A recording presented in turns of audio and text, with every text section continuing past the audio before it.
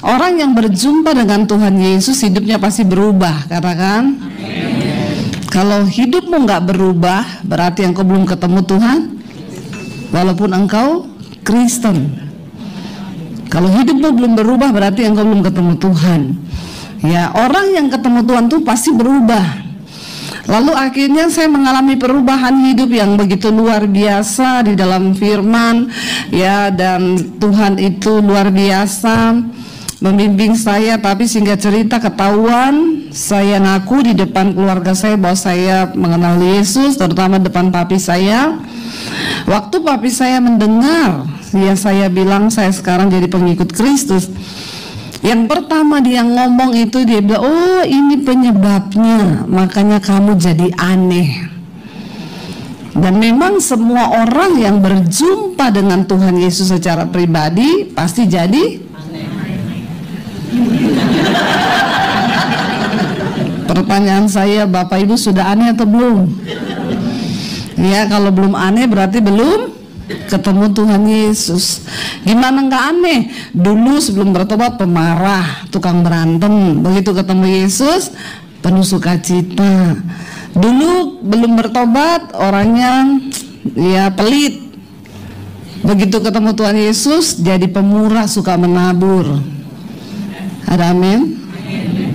Ya, dulu ketika belum bertobat merokok, judi. Ketemu Tuhan Yesus, ya nggak merokok lagi, ya judi lagi. Aneh enggak? Ya, jadi semua orang yang berjumpa dengan Tuhan Yesus pasti akan jadi aneh.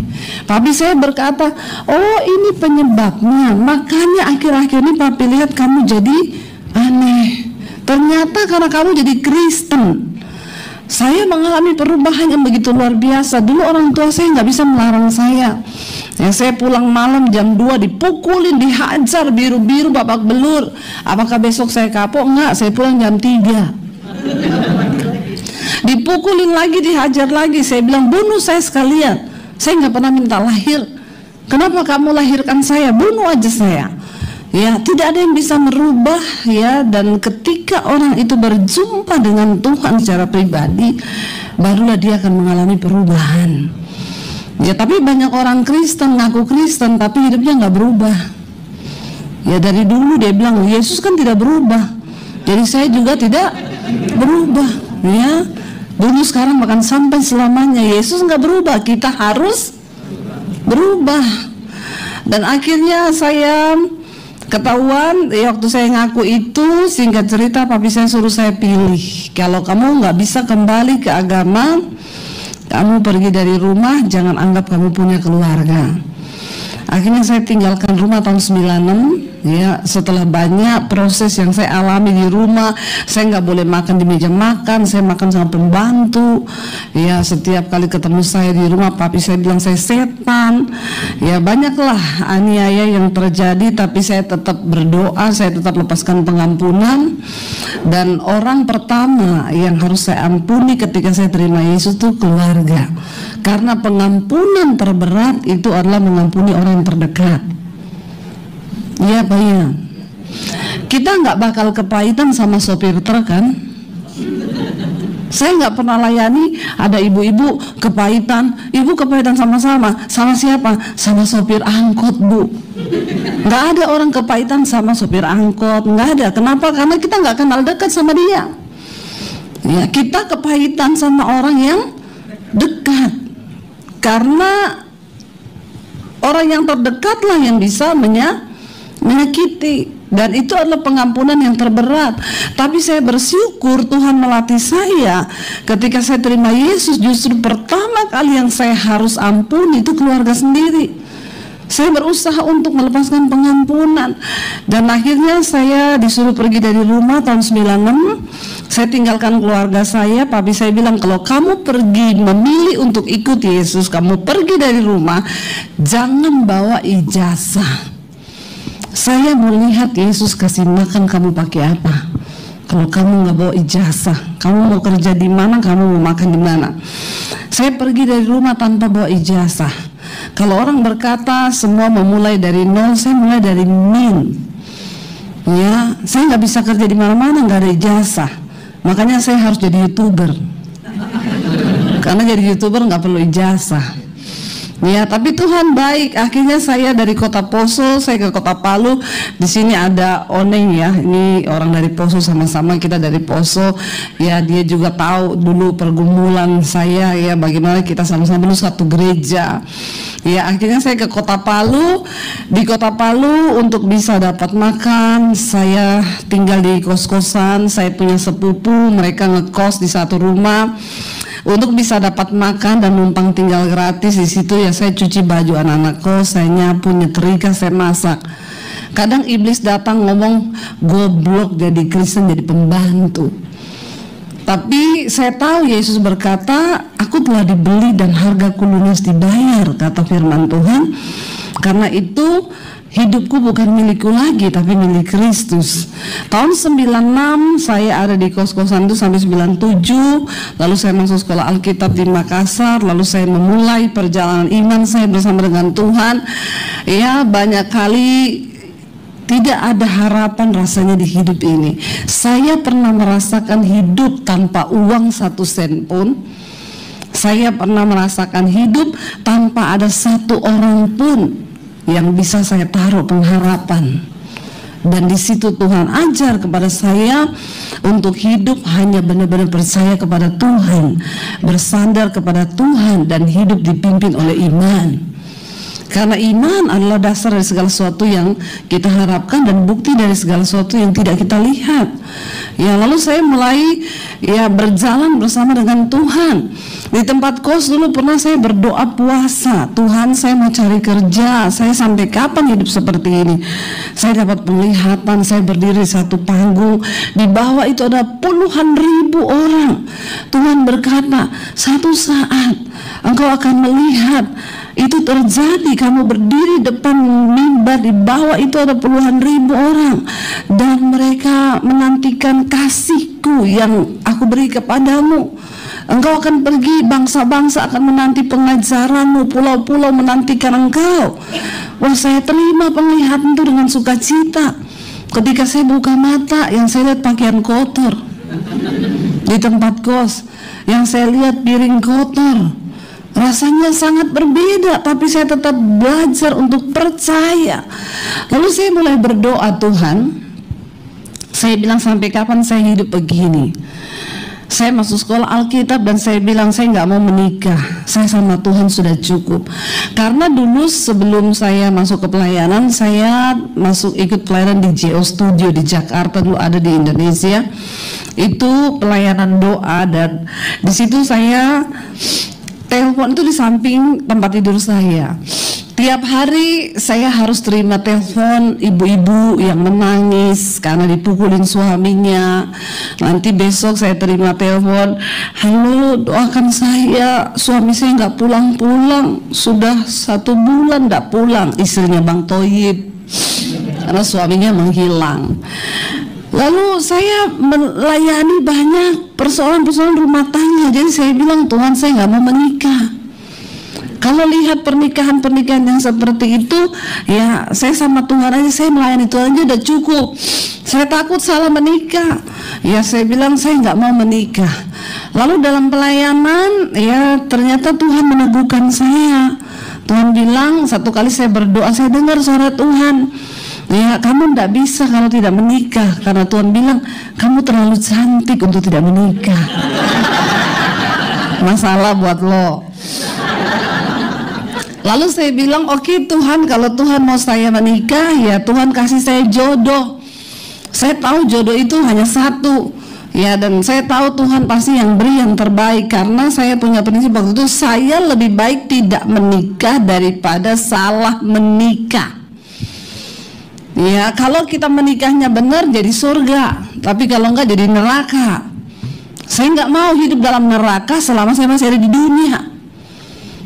Jadi saya berdoa, Tuhan, kira-kira jodoh saya ada di mana ya? Lalu saya mulai pelayanan. Saya diutus pelayanan ke Solo. Saya ketemu dengan suami saya di Solo. Ini suami saya, ya namanya Daniel. Silakan berdiri kali saya biar dilihat saya. Ya, ya ini suami saya. Ya. Karena saya cantik, Tuhan kasih suami yang ganteng. Dan ketika saya ada di Solo, saya ketemu dengan suami saya, ya, saya bilang, Tuhan, ya kalau memang ini jodoh, bagi saya pernikahan adalah untuk menggenapi rencana Tuhan di hidup saya. Saya bilang begitu. Saya tidak mau menikah hanya untuk memenuhi kebutuhan saya. Karena banyak orang menikah demi memenuhi kebutuhannya, kebutuhan akan seks, kebutuhan akan uang. Kita sudah memulai dengan sesuatu yang salah. Ya, makanya banyak yang hancur keluarga. Ketika suami istri hancur, maka kita akan melahirkan anak-anak yang hancur. Semua salah jalan. Ya, saya bilang kalau saya menikah Tuhan, maka pernikahan ini adalah untuk menggenapi rencana Tuhan atas hidupku. Jangan kasih saya jodoh yang menggagalkan rencana Tuhan atas hidupku. Karena saya percaya ada rencana Tuhan atas hidup saya. Makanya waktu itu banyak yang datang. Ada pengusaha datang. Saya bilang berdoa, kalau dari Tuhan nanti pasti kita ketemu. Ada yang datang, ya silih berganti yang datang.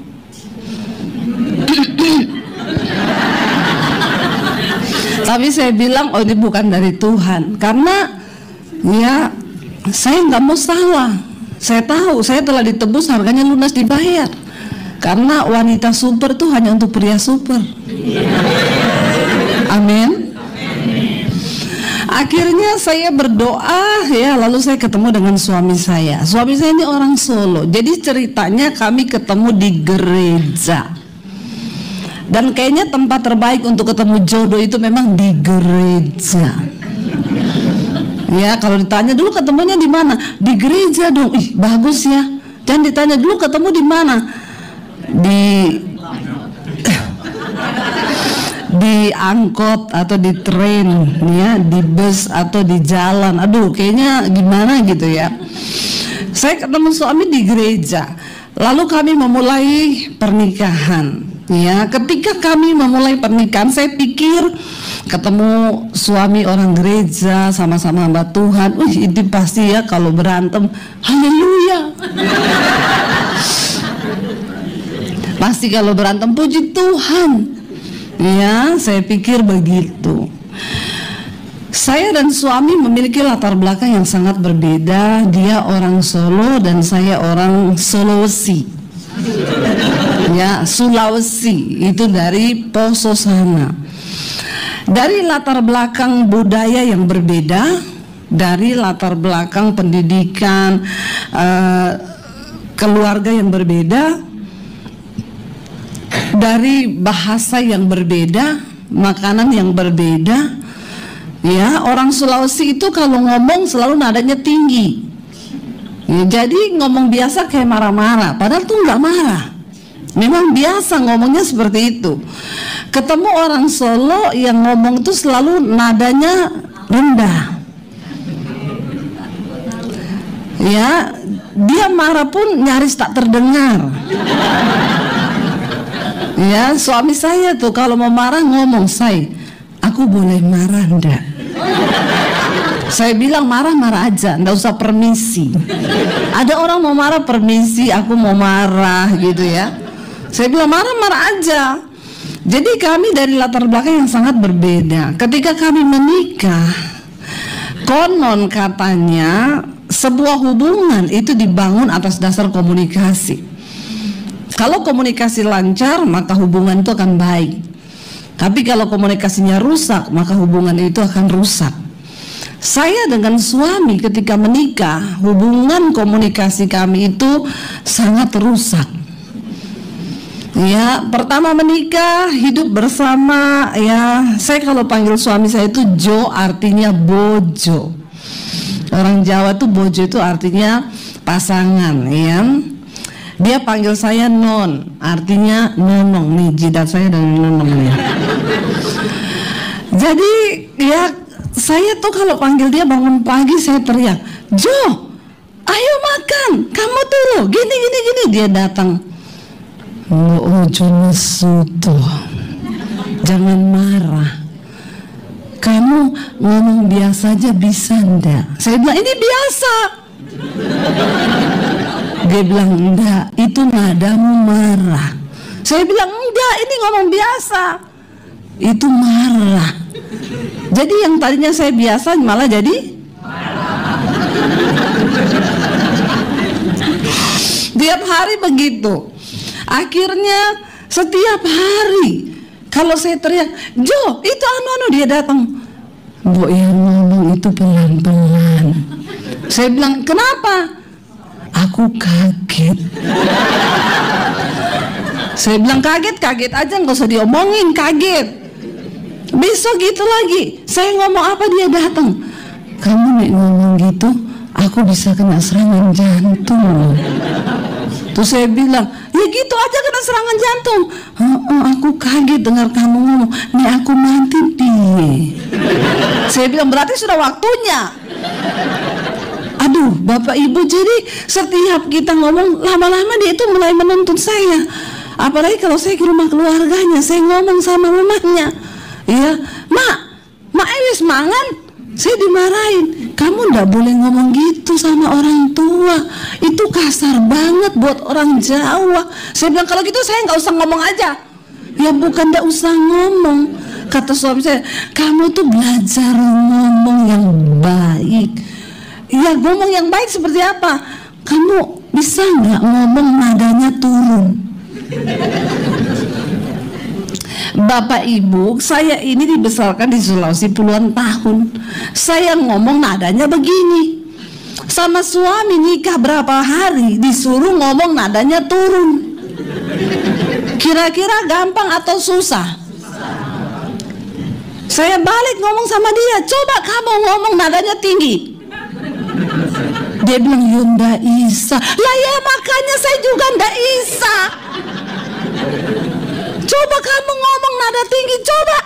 Dia bilang, Yunda Isa, ini udah tinggi loh. Nah. Aduh, Bapak Ibu, saya stres. Tiap hari dia menuntut saya untuk bisa. Kamu jangan ngomong ora iso, ngomong iso. Saya bilang saya ndak bisa suruh ngomong Jawa, suruh ngomong nadanya. Pokoknya dia bilang kamu ingat aja, nek ngomong belakangnya cepet-cepet turun. Jadi ya sudah, saya coba mempraktekkan. Kalau saya bangun pagi, Say, ayo makan. Ya 1-2 kali otak saya masih ingat, tapi selalu keceplosan dan itu selalu bikin kami ribut. Cuma masalah ngomong, masalah bahasa.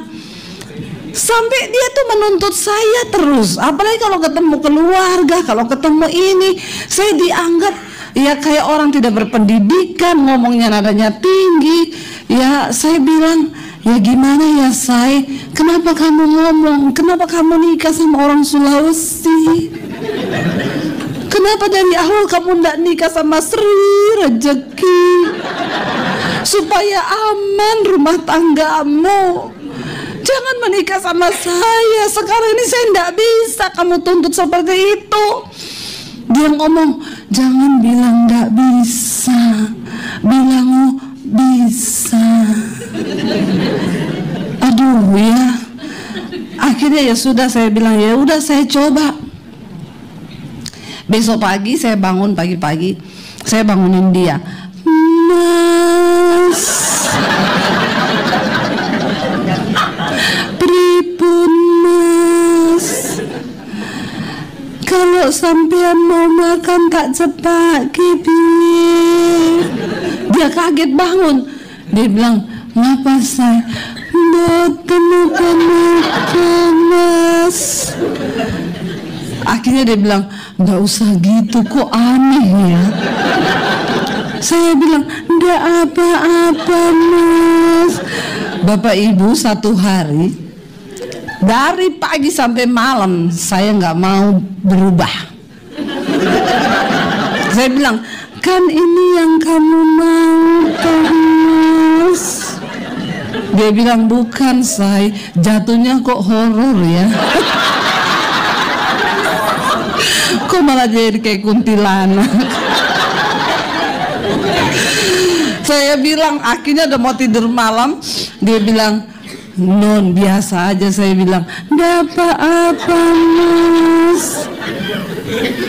Dia bilang, "Balik lagi aja kayak dulu." Jadi saya bilang, "Jadi kamu mau Sri Rezeki atau Debbie Basjir? Tentukan sekarang. Kalau kamu minta saya begitu, ya udah saya jadi begitu."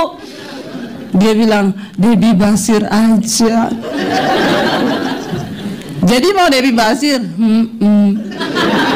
Ternyata menjadi cocok itu bukan artinya satu bahasa, satu logat. Sampai hari ini saya sama suami saya itu tidak cocok. Makanya kalau ada orang nggak nikah-nikah, saya tanya, "Kenapa belum menikah?" "Nggak cocok, Bu. Saya salaman. Selama tidak menikah kau seumur hidup." Cari yang cocok itu tidak ada. Sampai hari ini saya sama suami nggak cocok. Apa yang mencocokkan kami? Cuma satu, firman Tuhan. Makanya Alkitab bilang, jangan engkau menjadi pasangan yang tidak seimbang dengan orang yang tidak percaya. Karena persamaan apa yang terdapat antara terang dan gelap? Ketika kita menikah, kita berkomitmen untuk tunduk kepada firman. Waktu istri tunduk kepada firman, suami tunduk kepada firman, maka rumah tangga itu menjadi kuat. Lalu ketika kami menikah, kami punya komitmen, ya kita bangun rumah tangga di atas dasar firman. Berantem boleh, 5 menit cukup. Amin. Tapi susah nggak? Susah, apalagi kalau orang masih sakit jiwa. Orang Kristen tuh banyak yang sakit jiwa loh, tapi pada nggak ngaku.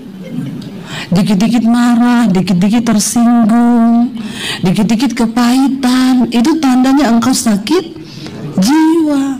Orang yang sakit jiwa itu bukan yang jalan di jalan nggak pakai baju, kalau itu sudah korslet. Sakit jiwa itu tahap awal, ya. Ada luka-luka batin yang tidak diberesin di masa lalu.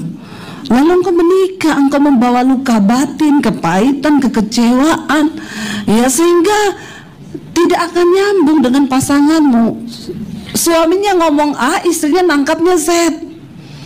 Itu seperti saya dulu dengan suami begitu, karena saya masih bawa kepahitan, luka batin dari masa lalu. Saya pahit sama papi saya, ternyata itu belum sembuh. Ketika kami menikah, saya kalau pukul anak, saya pukul anak saya sambil ngomong, "Kamu tahu nggak apa yang dulu opa melakukan sama mami? Nggak ada apa-apanya dengan apa yang mami lakukan sama kamu." Saya hajar anak-anak saya sampai nangis minta-minta ampun, karena saya sakit jiwa. Kalau berantem dengan suami, saya pergi dari rumah. Itu padahal saya sudah pelayanan loh. Tapi puji Tuhan, Tuhan mengasihi saya. Suami saya melayani saya pelepasan. Akhirnya saya bisa melepaskan pengampunan. Suami saya bilang, "Kamu lihat saya, anggap aku papimu. Kamu bilang aku mengasihi papi." Awalnya nggak bisa saya manifest, tapi akhirnya saya peluk suami saya bilang, "Papi, saya mengasihi papi." Lepas luka batin dan kepahitan itu. Setelah itu karakter saya berubah. Saya nggak pernah lagi pukul anak, saya nggak pernah lagi berantem dengan suami, pergi dari rumah. Rumah tangga kami diberkati. Ya, berantem benar-benar 5 menit cukup, itu terjadi. Kalau dulu nggak bisa.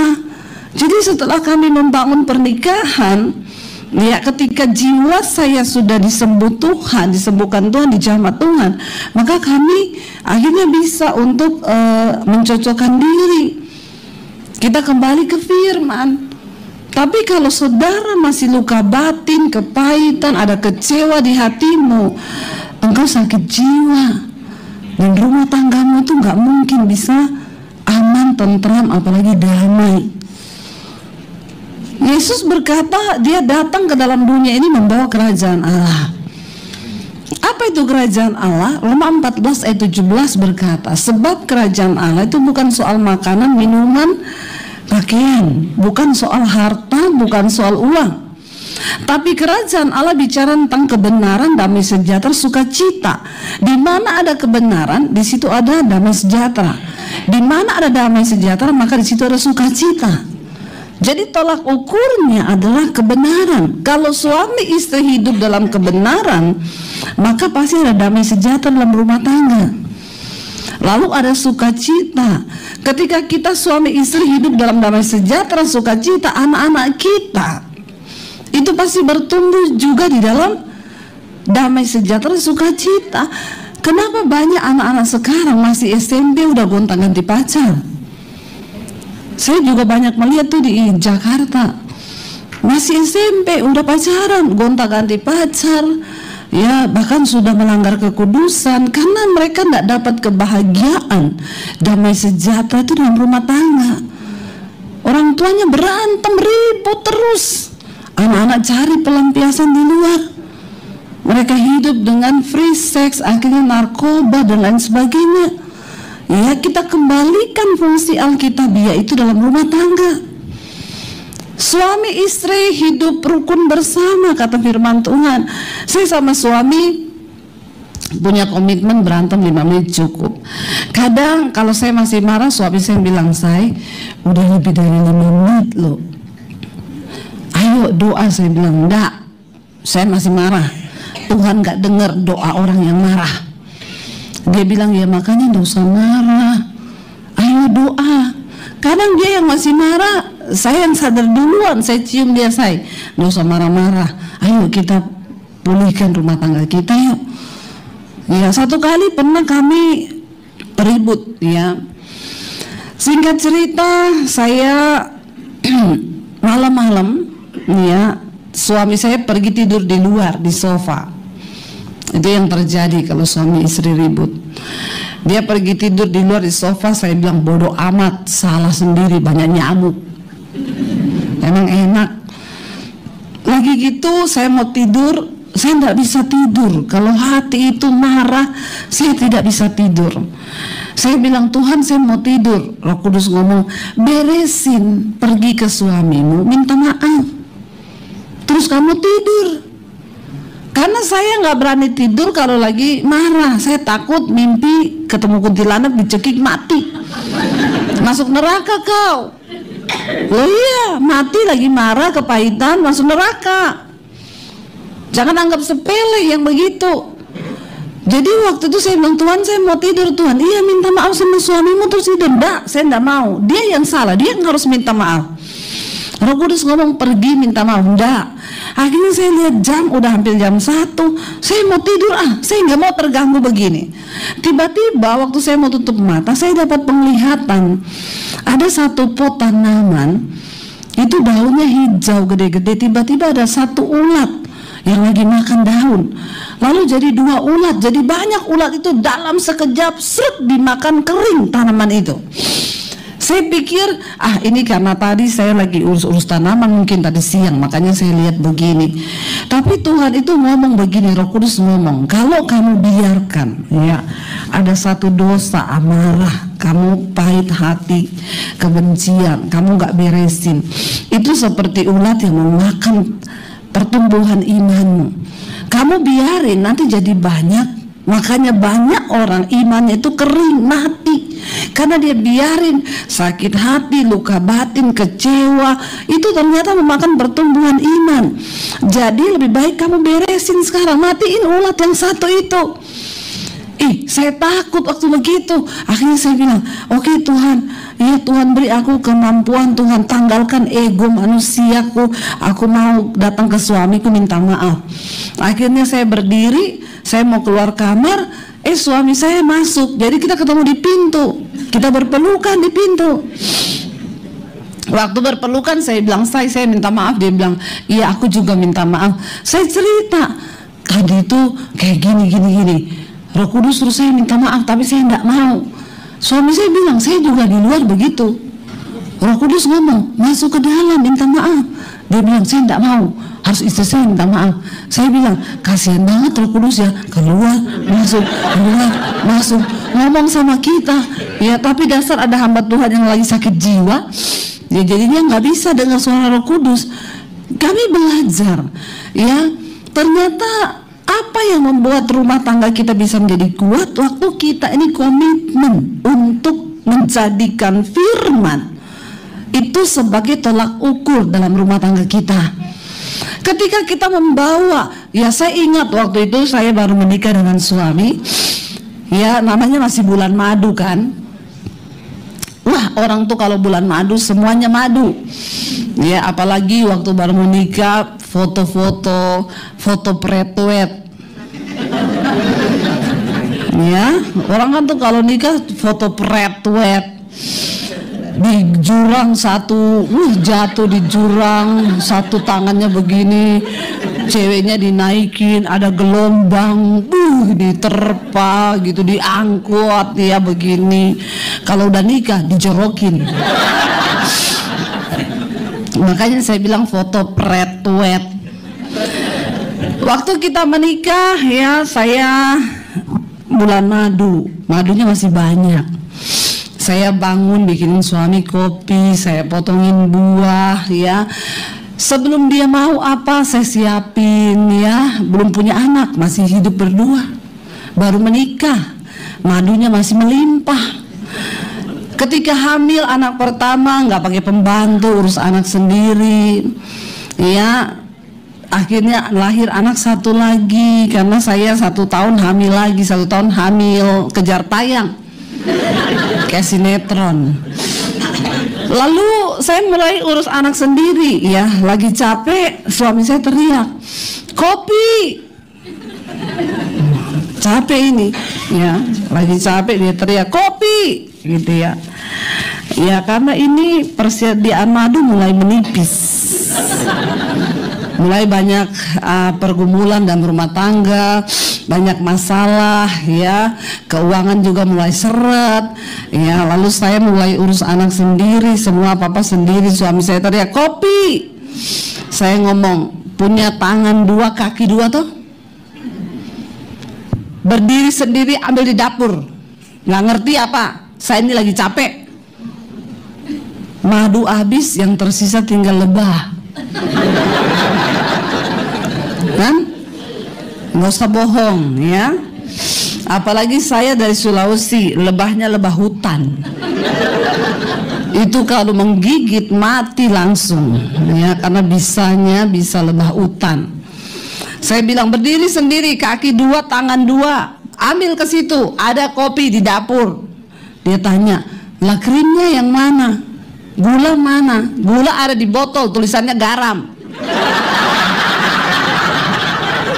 Kenapa bisa ditulis garam gula? Biar nggak ketahuan semut. Kan kayak kamu, tulisan di HP Yanto jadi Yanti, Yanti jadi Yanto. Keluar racun semua ini. Madu mulai habis kan. Lalu saya bilang gini, "Kamu itu ya suami tapi karuniamu bos, mintanya dilayani. Duduk toh teriak nasi, kopi apa, kamu pikir emang saya istri pembantu?" Lebah kan? Ya saya bilang, "Papi saya itu loh kepala kantor, tapi dia sering turun ke dapur masak. Kadang mami saya lagi nonton TV dibikinin kopi. Kamu selama nikah sama saya, apa pernah kamu bikinin saya kopi?" Keluar semua. Suami saya ngomong gini, "Mak saya," saya ngomong papi saya, dia ngomong emak saya, "Emakku itu memang istri yang luar biasa. Bapakku dilayani kayak rojo. Bapak saya cuma teriak, 'Nasi.' Emaknya ngomong, 'Inggih.' Dibawain nasi. 'Kopi.' 'Inggih.' Datang kopi. Dia bilang, nggak pernah ada satupun mak saya keluarin kata-kata kasar sama bapak saya. Saya jengkel nggak? Jengkel, dibalas begitu. Saya bilang, "Iya tapi papi saya itu gini, dia kadang masak di dapur, bukan kayak kamu." Dia balas, "Emak saya." Saya bilang kalau gitu kita nikahkan aja makmu sama papiku, biar rumah tangga mereka menjadi rumah tangga ideal. Kami membawa gambaran dan contoh dari pernikahan asal di mana saya dibesarkan. Suami saya pun merekam bagaimana keluarganya itu dibentuk, papa mamanya.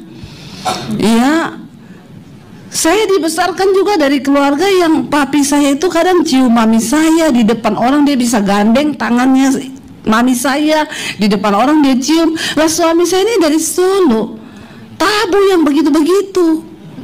Dia bapaknya nggak pernah gandeng tangan maknya. Kalau jalan satu depan satu belakang. Ya, dia nggak pernah cium istrinya di depan orang. Saya kadang ngomong, kamu tuh kayaknya nggak sayang sama saya.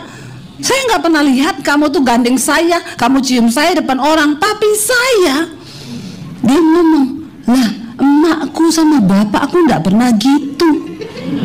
Aduh, rumah tangga kita kacau nggak? Setiap hari ribut saudara karena membandingkan. Saya juga mulai panas emosi. Sampai satu saat saya tak dapatkan ayat ini ya.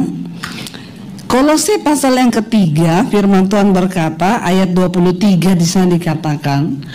Kolose 3 ayat 23 firman Tuhan berkata, apapun juga yang kamu perbuat, perbuatlah dengan segenap hatimu seperti untuk Tuhan dan bukan untuk manusia.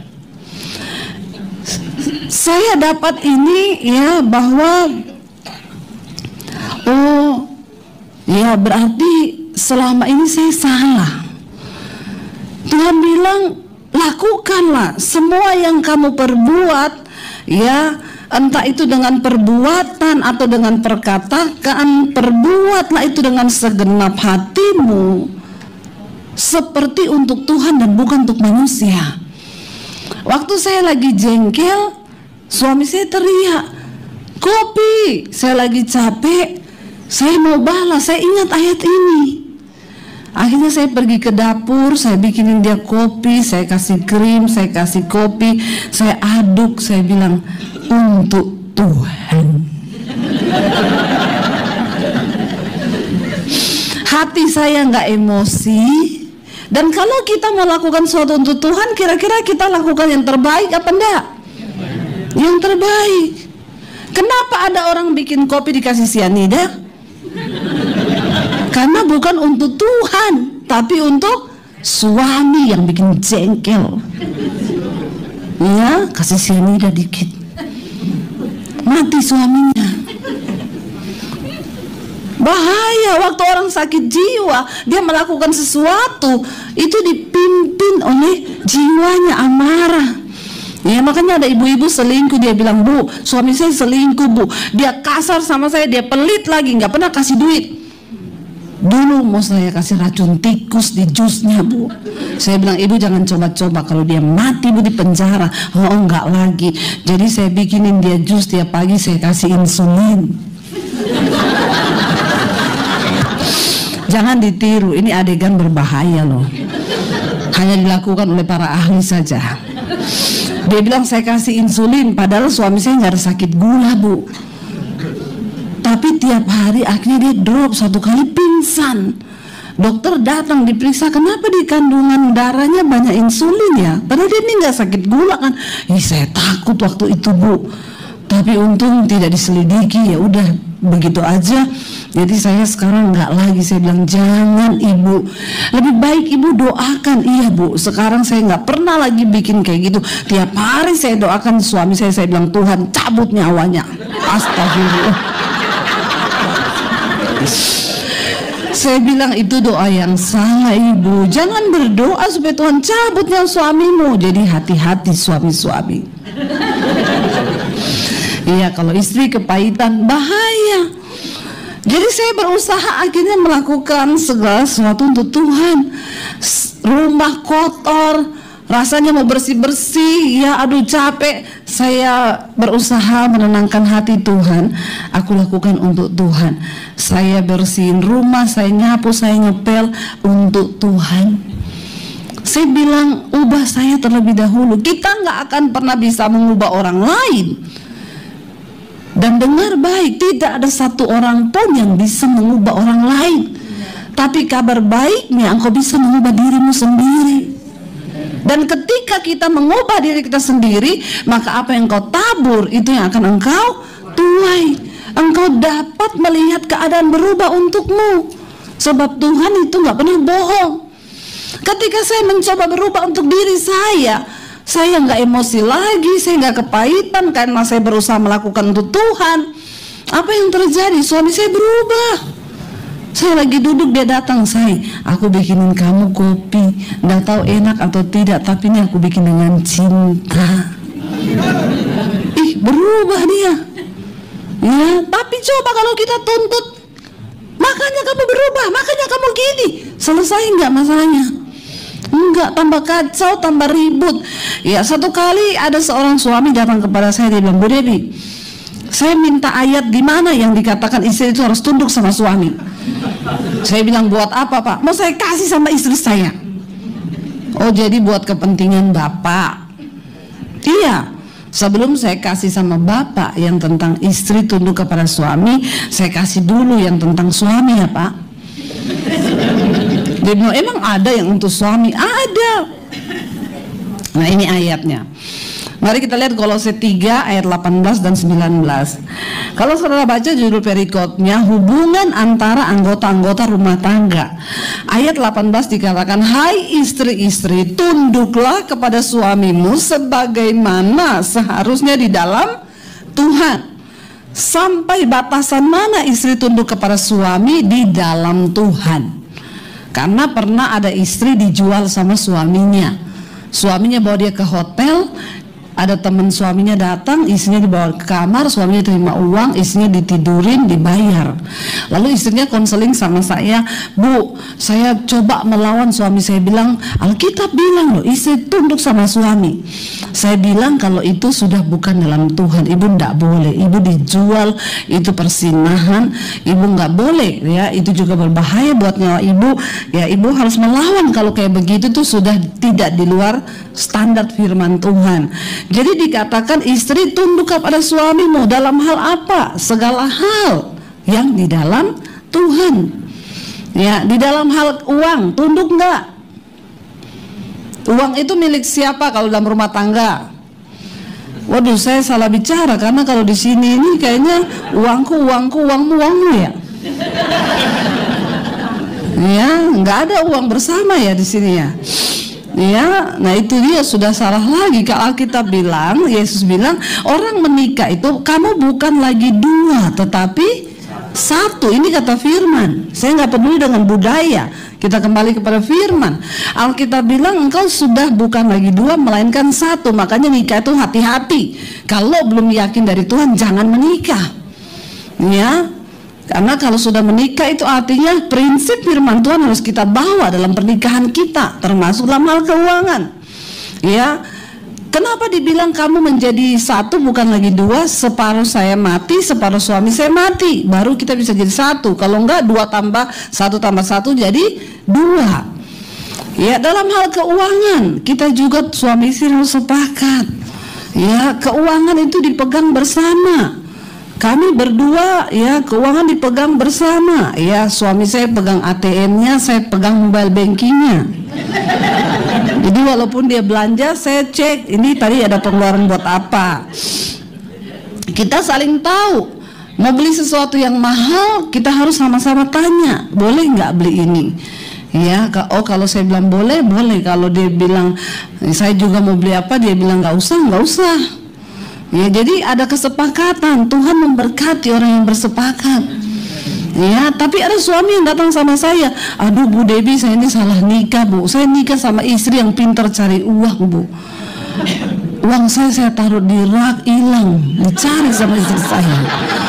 Saya taruh di kaos kaki juga hilang Bu. Jadi memang istri saya ini pintar cari uang. Ya, sampai terakhir dia tanya, itu uang di rak buku, di susunan buku yang kelima, buku warna merah, ada di dalam ada amplop, itu uang apa? Kata istrinya. Suaminya bilang uang sial. Kenapa uang sial? Sudah diumpetin, kamu temuin juga. Sial banget tuh uang. Ya, Bapak Ibu, kalau Yesus bilang kalau dalam hal mamon saja kita tidak setia, maka dalam segala perkara engkau pasti tidak setia. Ya, dengan Tuhan pun engkau tidak setia. Ya, kalau saya mau bicara tentang keuangan dalam rumah tangga, wah itu luar biasa. Kunci kita diberkati itu ketika kita setia dalam hal uang. Suami istri harus sepakat, ada bagian yang kita nikmati, ada yang bagiannya Tuhan, ada bagian orang lain. Tidak semua uang itu kita makan. Ya, kita juga harus menabur. Ingat, ya, menabur untuk pekerjaan Tuhan, menabur untuk orang-orang miskin di sekelilingmu. Ya, jangan kau makan semua. Kunci untuk engkau dipelihara Tuhan di masa-masa sulit ke depan, ya, banyak-banyaklah menabur. Jangan pelit, orang kikir nggak masuk surga. Bilang kanan kirimu, jangan kikir. Ya, Bapak Ibu, saya menyaksikan sendiri bagaimana Tuhan pelihara kami di tengah masa pandemi. Saya dan suami nggak ada penghasilan karena kami memang hidup melayani Tuhan, tapi kami tidak digaji di mana-mana. Jadi kami hidup tuh dengan iman. Saya baru menyadari ketika pandemi, kita ini nggak ada gaji ya. Jadi semua pekerjaan berhenti, yang lain masih digaji dari gereja, dan malah kita enggak. Karena kami hidup dengan iman, ya hanya dari pelayanan. Tapi Tuhan bilang diberkatilah orang yang mengandalkan Tuhan. Saya bilang ke suami, ya kita jual rumah. Yang terburuk kita jual rumah di Jakarta, kita pulang ke Solo. Tapi bersyukur masih ada rumah yang bisa dijual. Dulu nggak ada yang bisa kami jual. Sekarang ada rumah yang bisa dijual. Karena saya nggak punya investasi apa-apa dulu. Saya nggak punya emas batangan. Saya punyanya emas Daniel 80 kilo. Tapi dijual tidak laku. Dan memang tidak untuk dijual. Ini koleksi pribadi. Ya.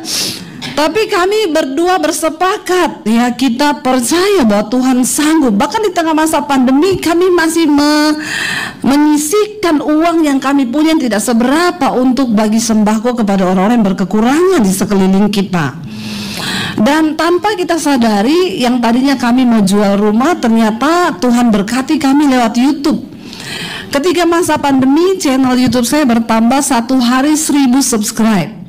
Satu hari bertambah 1000 subscriber ya. Tiap hari bertambah 1000.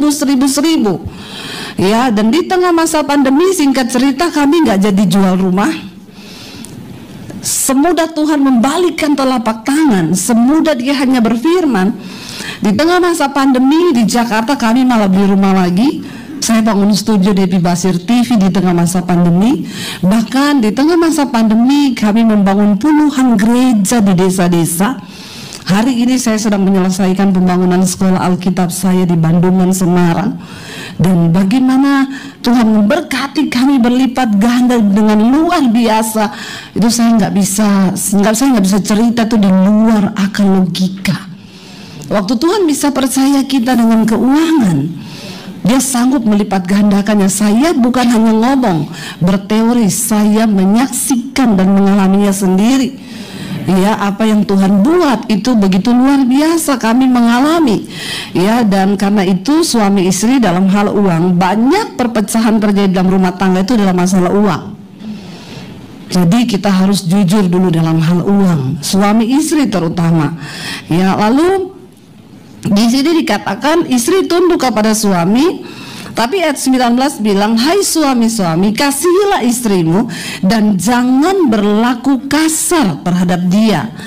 Saya percaya ketika ada istri yang mengasihi, yang ada suami yang mengasihi istri, maka di situ pasti ada istri yang tunduk pada suami. Kenapa ada istri yang tidak tunduk kepada suami? Karena di situ ada suami yang tidak mengasihi istri.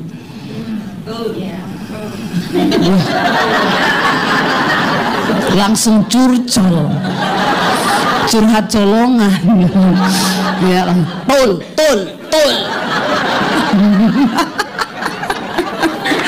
Ya, kayaknya dicungkil dikit menyala ini. Ya, tul. Ya, kenapa ya? Kenapa ada istri yang tidak tunduk? Karena di situ pasti ada suami yang tidak mengasihi istri. Dan pasti ada suami yang berlaku kasar. Makanya bapak itu bilang, Bu, saya minta ayat yang tentang istri tunduk sama suami. Saya bilang, Pak, saya kasih dulu yang buat bapak. Ini Pak, hai suami, kasihlah istrimu dan jangan berlaku kasar kepada dia. Bapak sudah mengasihi istri dan sudah tidak berlaku kasar. Dia bilang begini, ada juga ya ayat buat suami, ada. Makanya kau jangan cuma minta ayat buat tembak-tembak istrimu, kau juga harus melakukan firman. Yang terjadi dalam kehidupan kekristenan itu timpang. Hanya istrinya yang berusaha melakukan firman, suaminya tidak. Atau hanya suaminya, istrinya tidak.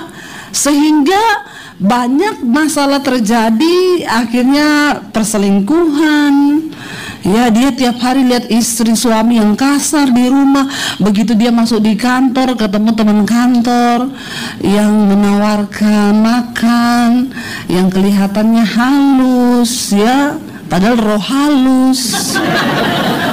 Ya, demikian juga suami di rumah istri cerewet, tapi di luar kok ketemu perempuan memuji. Ada bapak-bapak bilang, saya tanya, Bapak kenapa selingkuh? Soalnya Bu, selingkuhan saya ini halus, lemah lembut, nggak kayak istri saya cerewet. Saya bilang, Pak, itu masih bulan promosi. Nanti kalau sudah selesai bulan promosinya, iklannya lewat sudah, dia lebih gila dari istrimu.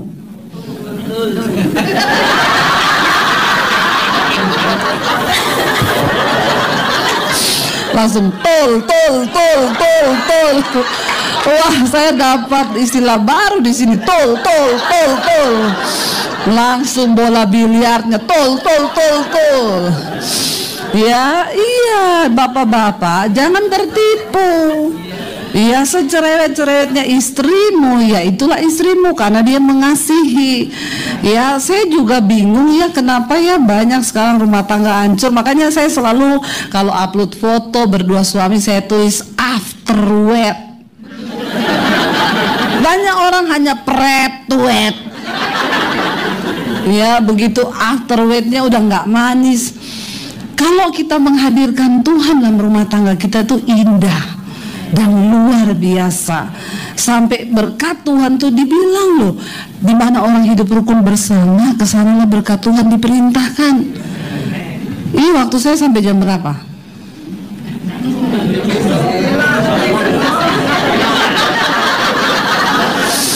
Sampai jam 12 malam ya. Wih, Anda puasa saya lemes. Ya, jadi nanti kita akan ada tanya jawab ya. Ini saya kayaknya sudah 1 jam saya bicara ini. Sudah loh kayaknya. Ya. Jadi Bapak Ibu, ketika kita hidup rukun bersama, maka kesanalah dikatakan berkat Tuhan itu diperintahkan. Ya, ketika ada orang yang sehati bersama. Ya, saya pengen suami saya juga cerita deh tentang bagaimana dulu saya waktu sakit jiwa. Nggak apa-apa ya cerita di sini ya. Ayo saya maju saya sini saya. Dia mukanya udah gini. Dia nggak mau suruh maju, tapi kali ini kita kerjain. Ayo saya maju saya. Ya, jadi jangan saya terus yang ngomong, biar dia yang ngomong. Shalom. Ya, saya mau cerita tentang pernikahan kita waktu awal. Ya, saya yakin Bapak Ibu kalau kita menikah pasti punya satu tujuan dan juga punya visi ke depan. Saya pun juga gitu. Saya mendapatkan, saya seorang hamba Tuhan, dapat istri hamba Tuhan. Otomatis kita punya satu visi misi menjadi keluarga yang penuh surga. Ya kan, kalau kita keluarga itu serasa surga, kita serasa damai sejahtera. Nah, itu pun tujuan saya waktu menikah dengan istri saya tahu dia hamba Tuhan, dia sudah hamba Tuhan, dia sudah berkhotbah, dia sudah pelayanan. saya yakin pasti keluarga saya menjadi keluarga yang luar biasa dan surga. Tapi apa yang saya temukan tidak seperti itu, saudara. Waktu awal kami menikah, ya tadi sudah diterangkan tentang bahasa, bukan hanya bahasa saja, tapi istri saya masih sakit jiwa. Tadi dikatakan, padahal dia sudah pelayanan dan orang lain tidak tahu. Yang tahu kehidupan istri saya hanyalah saya. Nah, waktu kita menikah, mulai punya anak satu, mulailah yang kalau pacaran kan kita biasanya masih munafik ya, belum kelihatan semuanya, masih yang baik-baik. Tapi waktu menikah, saya menemukan sesuatu yang luar biasa dari istri saya yang tidak diketahui semua orang.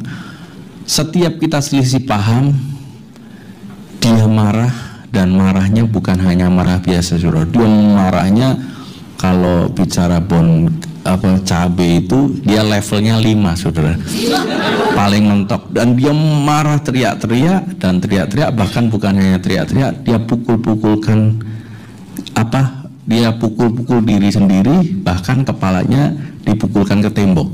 Setelah pukul ke tembok, dia lari pergi. Saudara, ini hamba Tuhan. Saya buka di sini, ini hamba Tuhan. Yang tahu hanya saya dengan istri saya. Semua orang tidak tahu, orang tua saya nggak tahu, semua nggak tahu. Dan itu saya alami bukan cuma sekali. Setiap kita selisih paham terjadi kayak demikian terus. Kemudian satu saat saya merenung, berpikir gini, Tuhan, dalam merenung ini, Tuhan, saya ini pengen surga, tapi jujur neraka yang saya rasakan. Apa yang terjadi dalam keluarga saya? Waktu itu saya merenung, saya berdoa, Tuhan, apa yang terjadi dalam keluarga saya? Kalau terjadi kayak gini terus, kita nggak bisa melayani. Orang taunya di mimbar, shalom, haleluya, dan dia mengajarkan sesuatu firman Tuhan. Tapi di rumah tangga saya nggak terjadi kayak itu. Nah, ini saya bukakan kepada saudara supaya kita semua tahu bahwa kita nggak munafik. Jadi kita nggak munafik, ini yang terjadi. Nah, waktu itu saya berdoa, Tuhan, saya nggak mau kayak ini terus. Saya mau ada pemberesan, saya mau pemulihan terjadi. Nah, satu ketika waktu kita mulai selisih paham lagi, saya diingatkan Tuhan tentang luka batin. Saya bilang sama dia, Non, kayaknya kamu masih luka batin. Kamu ada kepahitan. Oh, dia marah, saudara. Saya ini ngajarkan tentang luka batin, saya ngajarkan tentang firman Tuhan, saya melepaskan orang yang luka batin, orang kepahitan, saya lepaskan semua. Kamu nuduh saya punya luka batin, nggak mungkin. Wah, marah, tambah marah, dia pergi lagi. Saya gini, Tuhan, ini apa ya? Kemudian di satu saat saya terus berdoa. Satu saat kita jam 11 malam, waktu mau tidur, kita bincang-bincang juga, terjadi selisih paham juga. Jadi gini, saudara, selisih pahamnya juga dialami gini. Kalau dia baru selisih paham dengan kakak saya. Waktu itu kan kita masih di dalam rumah di keluarga. Dia selisih paham dengan kakak saya, yang dimarahin saya. Dia selisih paham dengan siapa, yang dimarahin saya terus. Saya kan bingung, saudara. Kemudian saya cuma berseru sama Tuhan. Nah, di satu saat jam 11 malam itu terjadi, kita selisih paham yang sangat, saya bilang itu udah di level yang tinggi. Waktu itu saya cuma bisa gini, yuk kita berdoa. Oh, dia tambah marah. Dia marah, kemudian di satu sudut dia marah, masih marah-marah. Saya ambil gitar, saya nyanyi, kasih dari surga memenuhi tempat ini. Oh, dia tambah marah. Saya tahu langsung Tuhan kasih satu hal, dia ada luka batin. Kemudian kenapa luka batinnya, saudara? Karena waktu dia percaya, waktu dia terima Tuhan Yesus, dia diusir dari keluarga, dia diusir dari papinya, dan di dalam kehidupan keluarganya itu papinya sangat keras banget sama dia, bahkan sering memukulin. Itu luka batin itu dibawa sampai di pernikahan, walaupun kita sudah melayani Tuhan. Kemudian saya diingatkan satu hal, papi papinya dia. Kemudian dalam situasi itu saya nanya sama dia, kalau kamu memang nggak ada luka batin, coba kamu tatap saya, anggap saya papimu. Disitulah dia manifest, meronta-ronta. Dia nggak bisa. Kalau memang kamu nggak ada luka batin, anggap saya ini papimu. Kemudian katakan aku mengasihi papi dan peluk aku. Dia nggak bisa, saudara. Saya layani dari jam 11 malam sampai jam 3 pagi. Jadi itu terus. Saya cuma tanya, saya cuma ngomong saya papimu. Dia terus. Akhirnya dalam satu doa, saya ajak doa. Di tengah-tengah itu ada satu kata, tiba-tiba dia melihat saya dan dia mengucapkan, aku mengasihimu papi. Terus dia rangkul saya, saudara. Saya dianggap papinya dan di situ tangis secara luar biasa. Saya yakin percaya waktu itulah luka batin itu disembuhkan. Dan gini, waktu luka batin itu disembuhkan dan titik itulah di saat kami, keluarga kami menjadi keluarga yang surga dan dipulihkan dan dia dilepaskan dari kepahitan itu dan luka batin. Saudaraku, saat ini hal ini mungkin buat saudara tapi ini sesuatu yang sangat berpengaruh di dalam keluarga saudara. Mungkin kita nggak menyadari, tapi hal itu sering terjadi dalam kehidupan kita. Baiklah kita sebagai suami istri mulai tilik hati kita, apakah kita ada luka batin. Karena setiap selisih paham saudara, istri saya marah, tapi sampai saat ini setelah kejadian itu dia nggak pernah marah seperti itu dan dia tidak pernah mukul-mukulkan kepala ke tembok lagi. Dan itu pemulihan yang terjadi dan sampai saat ini kami merasakan keluarga yang surga.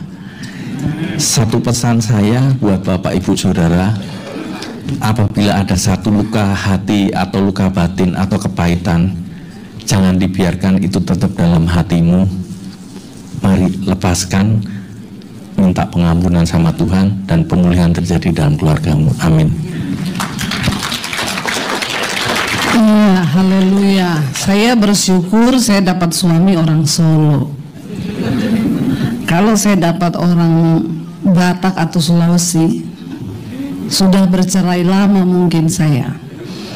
Ya, jadi Tuhan itu memang menciptakan manusia itu luar biasa. Ada yang namanya temperamen. Ya, saya ini warnanya merah, suami saya ini warna hijau. Ya, jadi warna merah itu koleris, ya, hijau itu flegmatik, ya. Flegmatik itu orangnya cinta damai, ya. Tapi kalau merah itu menyala-nyala. Tuhan itu menciptakan kita dengan temperamen masing-masing itu untuk saling memperlengkapi.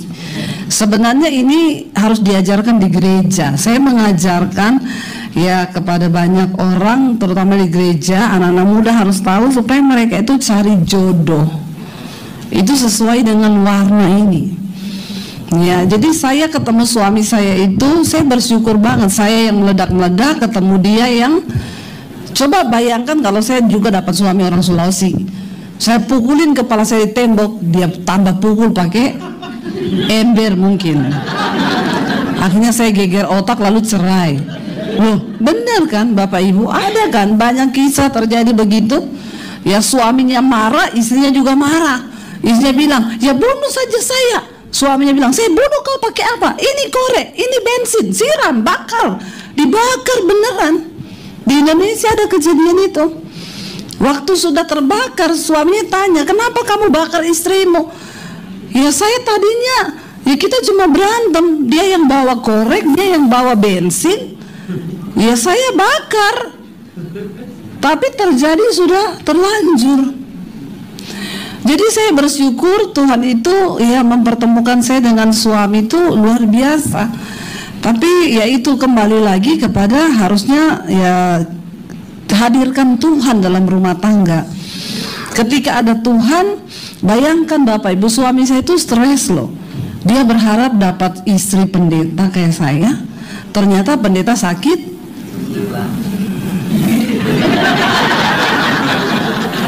Kalau pendetanya aja sakit jiwa, bagaimana jemaat? Dan ya itu banyak sekarang pendeta tuh sakit jiwa ternyata, tapi ya jemaatnya juga sakit jiwa banyak. Nah kalau kita nih, keluarga saya nih, puji Tuhan saya dikasih 3 orang anak. Ya kasihan anak-anak ini, dulu waktu kecil saya pukulin. Ya tapi untung waktu itu mereka masih SD, jadi nggak luka batin. Kalau sudah lebih dari SD saya gila, maka bukan badannya mereka yang sakit, tapi hatinya mereka sakit. Akhirnya saya juga menghasilkan anak-anak yang sakit jiwa. Saya bersyukur mereka waktu itu masih kecil. Ya anak itu boleh dipukul waktu usia SD saja. Setelah itu, karena Alkitab bilang jangan jauhkan anakmu dari rotan. Ya, tapi kalau di sini kan kita pukul anak dengan rotan, kita di penjara. Ya, padahal Alkitab bilang jangan jauhkan anakmu dari rotan, karena di ujung rotan itu ada didikan. Ya, kalau engkau ingin anakmu tidak menyusahkan engkau pada hari tuamu, kata Alkitab, ya ajarlah dia dengan rotan. Tapi ada pendeta Papua ngomong di ujung tombak ada didikan. Tombak mati. Salah bicara. Ya. Jadi saya bersyukur ya ketika saya dan suami dipulihkan, rumah tangga dipulihkan, anak-anak dipulihkan, Tuhan memberkati keuangan, itu semua akan mengikuti. Karena Alkitab berkata di mana orang hidup rukun bersama, kesanalah berkat Tuhan itu diperintahkan. Waktu kita hidup rukun bersama, bersehati, ya tidak sakit jiwa. Makanya saya selalu bilang, Yesus berkata, Yesus itu datang untuk orang sakit, karena orang sakit yang butuh dokter. Tapi bagaimana orang sakit itu bisa disembuhkan? Dia harus tahu dulu bahwa dia sakit, baru bisa berobat. Tapi banyak orang Kristen sudah sakit tidak ngaku sakit, merasa baik-baik aja, pura-pura sehat. Ya, maka banyak kehancuran terjadi, bukan hanya di rumah tangga, di gereja pun banyak orang sakit jiwa. Ya, sehingga persoalan yang kecil jadi besar. Kalau orang nggak sakit jiwa, ada persoalan kecil, ya udahlah dihilangkan. Ada persoalan besar, dikecilkan. Tapi kalau ketemu orang sakit jiwa, satu kecil jadi gede, dari mulut ke mulut. Nah kita perlu berdoa supaya kita sadar, sebenarnya persoalan ini kembali hanya di sini aja. Jiwa, di dalam jiwa manusia itu ada pikiran, perasaan, dan kehendak. Ya, semua pikiran, perasaan, kehendak, apa yang kau pikirkan itu akan berbuah pada perasaanmu. Ketika perasaanmu terluka, maka kehendakmu itu juga. Orang kalau sakit jiwa, semua yang dia bikin itu bahaya loh. Saya kasih contoh gini, saya habis pelayanan, saya telepon suami saya sudah selesai pelayanan. Suami saya bilang, kamu keluar aja di depan, nanti saya jemput, saya udah deket nih, keluar aja. Saya tanya berapa menit, 5 menit. Jadi saya pamit lah sama orang situ. Saya tunggu suami saya di depan aja, sudah mau dijemput, udah deket 5 menit. Oke, saya keluar. Di luar tuh panas. Ya kalau kayak di sini dingin enak ya, sampai semilir. Di Indonesia panasnya ya sampai 37 derajat, kadang 40. Saya udah di luar, keringetan, langsung basah kuyup. Saya tanya suami, udah sampai mana? Katanya tadi 5 menit loh. Saya di sini sudah 6 menit. Iya, masih macet dia bilang. Ya, macet di Jakarta itu kalau pas kena macet, yang jalannya tadi 5 menit bisa jadi 20 menit. Dia bilang lagi kena macet. Saya bilang ya udah, saya tunggu ya. Saya tunggu 10 menit, nggak datang. 15 menit nggak datang. Kalau dingin nggak apa-apa. Tadinya saya masih bisa, haleluya, puji Tuhan ya. Panas sampai di kepala, di ubun-ubun mau terbakar nih kepala. Emosi saya, jiwa sakit. Ya, ketika emosi, perasaan jengkel, pikiran jengkel berbuah pada kehendak kan? Karena jadi jiwa yang sakit nih. Suami saya datang, kira-kira saya gimana? Buka pintu mobil terus gini, halo sayang, I love you, I need you, I want to pray. Ya, yang ada saya buka pintu mobil, saya bilang, kenapa lama banget? Harusnya kan dari tadi ngomong, kalau ini saya tuh panas gitu, saya banting gitu, prak. Saya duduk diem, dia juga diem. Kami diem-dieman di mobil, di tol. Saya lihat nih jarumnya, gila dia setir. Ya ampun, hampir 200 mobil, kenceng sekali. Kenapa dia nyetir begitu? Dia nggak biasanya begitu. Biasanya di 100. Kenapa hampir begitu? Karena sakit pikiran, perasaan kehendak. Dari pikiran yang marah turun kepada perasaan yang jengkel, berbuah kepada kehendak, injak gasnya sampai mentok.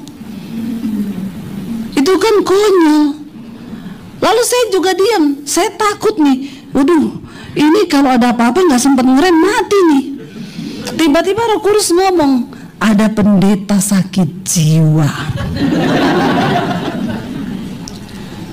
Lalu Tuhan ngomong, cepet beresin. Lihat suamimu nyetir sudah gila. Dia diem sih, nggak marah. Tapi saya tahu dari cara nyetir dia jiwanya lagi sakit, emosi, pikirannya jengkel, perasaannya jengkel, kehendaknya jadi injak gas nggak karu-karuan. Lalu Roh Kudus ngomong, gampang, cepet berbaikan, angkat tanganmu, taruh di tangannya dia, selesai. Persoalannya kan cuma di situ. Saya jengkel, dia jengkel. Angkat tanganmu, taruh di tangannya dia, selesai. Saya bilang gak mau. Yang salah tuh dia, bukan saya. Sakit jiwa toh. Dia juga tambah injak kenceng.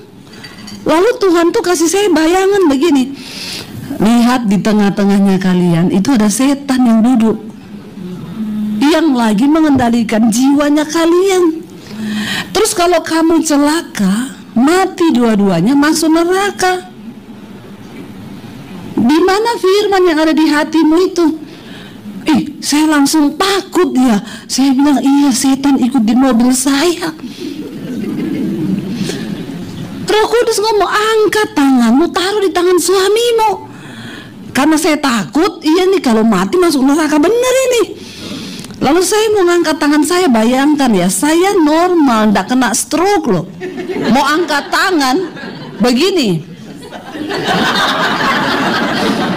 Karena lagi sakit. Bahaya sekali itu. Orang kalau pikiran, perasaan, dan kehendaknya sakit, itu bayangkan loh, kan cuma angkat taruh. Tapi karena emosi, jiwanya lagi nggak bener, mau angkat tangan itu bisa bentar gini berkali-kali, balik lagi loh. Setan bilang jangan, dia yang salah. Kalau kamu kayak gitu nanti dia kebiasaan salah. Roh Kudus ngomong sakit jiwa, kecelakaan, mati, berdua masuk neraka. Akhirnya saya bilang, setan, cukup kamu nebeng di mobil saya. Sekarang kamu harus turun dari mobil saya, setan, karena tidak ada tempat bagimu di sini. Dalam nama Yesus, saya angkat tangan saya taruh di atas tangan suami saya.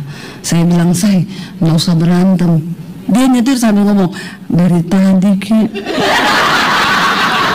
Terus gasnya turun. Jiwanya kembali sehat. Makanya firman Tuhan harus menjadi tolak ukur dalam rumah tangga. Jiwa ini dijaga oleh firman. Makanya Daud ketika dia marah, dia takut, dia gelisah, dia bilang, hai jiwaku, mengapa engkau gundah gulana di dalam aku? Pujilah Tuhan, hai jiwaku. Jangan biarkan jiwamu tuh melanglang buana, emosi, marah, taklukkan jiwamu. Saya mau bilang, Bapak Ibu, manusia itu terdiri dari tubuh, jiwa, roh. Tubuh itu daging ini. Waktu kamu mati, tubuh ini kembali jadi tanah, dimakan ulat. Rohmu kembali kepada Allah yang mengaruniakan. Itu ada di Pengkhotbah pasal 12. Tetapi jiwa itu bicara tentang keakuan kita. Jiwa kita itu pribadi kita. Yesus berkata, jangan kamu takut kepada manusia yang hanya berkuasa membunuh tubuh, tapi tidak berkuasa membunuh jiwa. Takutlah kepada Allah yang berkuasa membunuh jiwamu di dalam neraka. Jadi kalau kita mati, apa yang akan dihakimi? Jiwa, pikiran, perasaan, dan kehendak itu. Makanya jagalah jiwamu supaya tetap sehat. Tanggalkan emosi. Waktu marah dalam nama Yesus, aku tidak memarah. Hai jiwaku, pujilah Tuhan. Aku jengkel sama suamiku, tapi aku mau datang sama dia, aku mau cium dia dalam nama Yesus. Itu artinya jiwamu sehat. Amin. Ayo, sebelum Tuhan datang, kita mau pelihara jiwa kita. Ya, makanya Alkitab bilang, selamatkan jiwa.